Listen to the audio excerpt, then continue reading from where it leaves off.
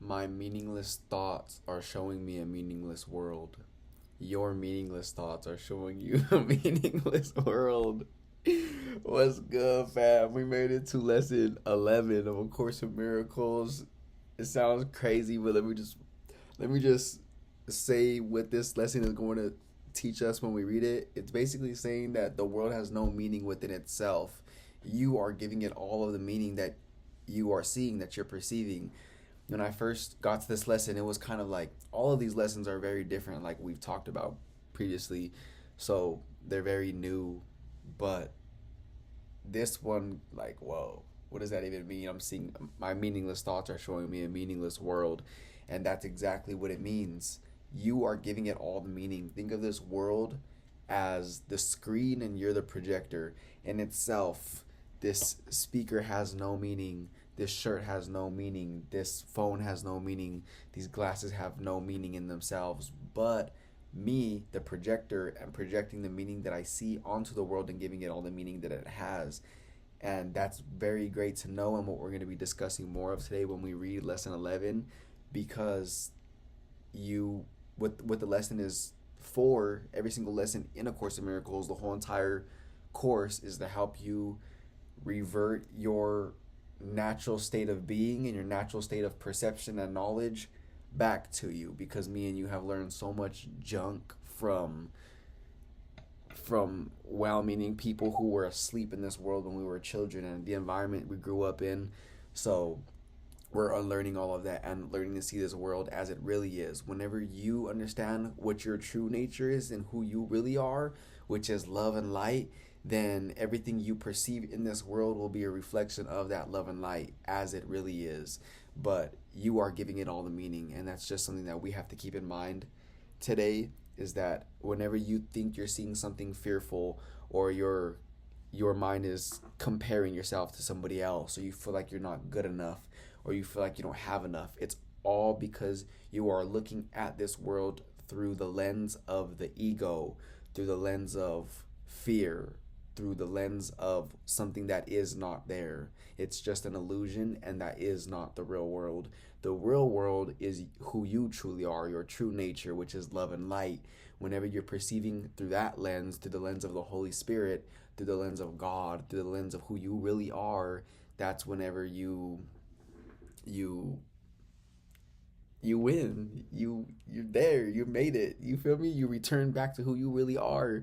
And that's what we're gonna do today. So we're gonna go ahead and read lesson 11 like usual. Pull up to lesson 11 if you got the book. You already know what to do. If you don't got the book, PDF version is in the description. Go ahead and pull that up. And before I read the actual lesson, I just want to read this beautiful part of the text. This is in chapter 14, 14:11, the test of truth. That's the title of the chapter. And it says, "Yet all that stands between you and the power of God in you is but your learning of the false and of your attempts to undo the true. Be willing, then, for all of it to be undone, and be glad that you are not bound to it forever, for you have taught yourself how to imprison the Son of God, a lesson so unthinkable that only the insane in deepest sleep could even dream of it. Can God learn how not to be God? And can his Son, given all power by him, learn to be powerless? What have you taught yourself that you can possibly prefer to keep in place of what you have and what you are?" That's beautifully stated right there. And I'm going to ask that again. What have you taught yourself? What have I taught myself that I can possibly prefer to keep in place of what I have and what I am? It's so true.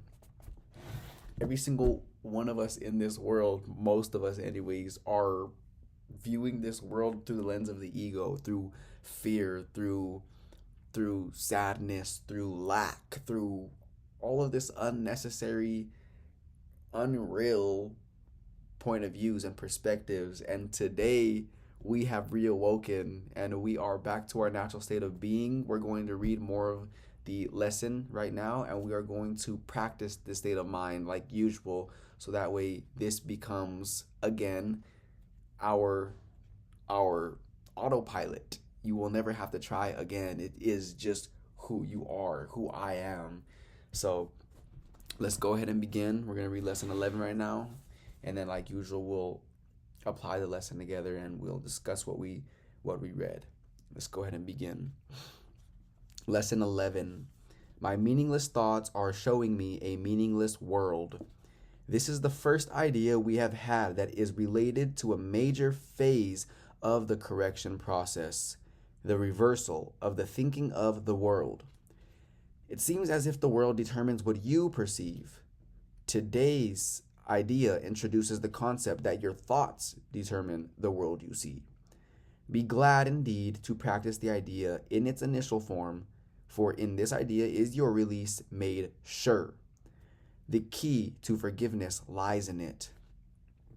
The practice periods for today's idea are to be undertaken somewhat differently from the previous ones. Begin with your eyes closed and repeat the idea slowly to yourself.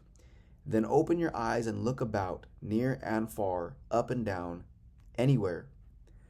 During the minute or so to be spent in using the idea, merely repeat it to yourself, being sure to do so without haste and with no sense of urgency or effort. To do these exercises for maximum benefit, the eyes should move from one thing to another fairly rapidly, since they should not linger on anything in particular. The words, however, should be used in an unhurried, even leisurely fashion. The introduction to this idea, in particular, should be practiced as casually as possible. It contains the foundation for the peace, relaxation, and freedom from worry that we are trying to achieve. On concluding the exercises, close your eyes and repeat the idea once more slowly to yourself. 3 practice periods today will probably be sufficient. However, if there is little or no uneasiness and an inclination to do more, as many as 5 may be undertaken. More than this is not recommended. All right. One thing that I noticed whenever I first got to these lessons is it's very specific with how to apply the idea, and that I liked because it's giving you guidance of like how much time should you do these ideas for throughout the day. Like I feel like a lot of people, and including myself at one point, and even a little bit to this moment in time, you feel like you need guidance, and it's guiding you right there, and it's saying exactly what it means. And yeah, so let's go ahead and talk about the lesson. This is a powerful one because, again, I'm going to repeat what I said at the beginning. You are giving the world all the meaning that it has for you, just like lesson 2 states. And I'm going to go back there too because all of them tie into one another. So lesson 2, I have given everything I see all the meaning that it has for me. So remember, nothing in itself has any meaning. This does not have any meaning. I give it all the meaning that it has for me. And whenever you know this, you can start to unlearn everything you've learned about your life and what you perceive to be going wrong or what you would prefer not to be there, because it's really not. It's just a fearful thought that you have projected onto this person or situation or place or thing, and now because of how powerful you are, you believe that it's really true, but it's not. All of that fear that I have created in my life is an illusion. And now that I know that, I can, which I'm doing right now, unlearn all of the stuff that I've learned in the past and correct my perception back to its normal state of being. And I've been doing that very well for the most part, both of us here together. And the world that I see is just, it's so beautiful. There's nothing to be fearful of. There's nothing that could harm me because I understand that I'm not this body. You're not that body. This body is just temporary. It is gonna turn to dust one day in this world, but who I am, which is love and light, is eternal. And this body is just like a meat suit that I'm wearing and a meat suit that you're wearing for for the time being in this world. But while we are here in these bodies, we can go ahead and enjoy our time very much so. We can live the life that we desire to live while we're here, and we can be woke while doing so and enjoy every single little experience, because we're never going to get it done. We're always going to have another desire whenever we reach what we think our goal is or our desire. From that perspective, we are going to launch more preferences. We're going to launch more rockets of desire, and we're going to have something even more expanded to work towards. So instead of wanting to be there right now where you think you want to go, just understand that you are already perfect right now in this moment as you are. And although you have some unfulfilled desires that you are working towards accomplishing and attaining, you can still feel as if that they are already accomplished right now. And that's just such a better way of doing things, because now your happiness is not dependent on the outside condition. It never has been. But remember, the power that me and you hold is very, very extensive. And because we don't know how we're using it and how to direct that power, we're unaware of its presence. So we believe that this world is just random and things are happening to us,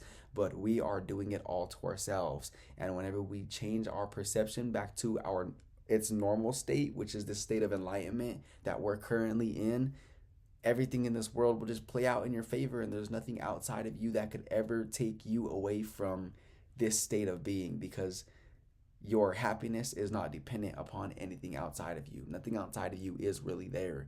You are the projector projecting it all outside of you. So those things that you're working towards in life, understand that although in this world they may not be in front of you yet manifested, you can still feel as if they are already there, and your happiness does not depend upon them. And because you are feeling as if it's already there, you are going to achieve it much more quickly than by using effort and feeling as if you have somewhere to go to work towards. It's all happening right now. There's really nothing to be in a hurry for. There's nothing to be worried about. Like, I'm using a lot of words here to explain a state of being and a state of mind, but words do not teach, only experiences do. So I really hope from the bottom of my soul that you are experiencing what I'm experiencing right now here in this moment. And if you are, then we made it. This is the top. This is the top right here, right now. And if not, if you hear the words but you're not quite feeling the fullness of these words, it's all good. Just know that this state of being is here right now and in every single moment forevermore. It is always here in the present moment. You can't find it in the past, and you can't find it in the future. It's that little intersection between the past and the future where those both meet right now in this instant. So there's really nothing you need to do. There's nothing that I need to do. The only thing that we need to do is remove any blocks in our consciousness that are blocking us from seeing the light. Because remember, the sun is always shining, and the only reason why we can't see the sun when we look up is if there's clouds that are blocking it, or if it's nighttime and the sun's on the other side of the world, but it's still there. There's just something blocking us from perceiving the light that is always there, that is within you, that is within me. And one of the best ways to perceive that light is to see it in somebody else and be reminded of the light that is within them also abides within you. And not only abides within you, but it is who you truly are. And everything else is something that we made that either amplifies that or hinders our ability from seeing that light. So I believe this is a good place to conclude. Make sure that you do these lessons today, and I will do the same thing. I'm going to repeat these ideas, and I'm going to make sure that they become a part of my mental arsenal, so that way whenever I am asleep and whenever I am in worry, doubt, or fear, or comparison mode, I can bring this up and understand that I am the projector here, and I get to project what's happening out there, and I get to see the real world, or I get to see something that is fearful. I get to decide that. You get to decide that. So don't forget that. And until next time, I will catch you tomorrow for lesson 12.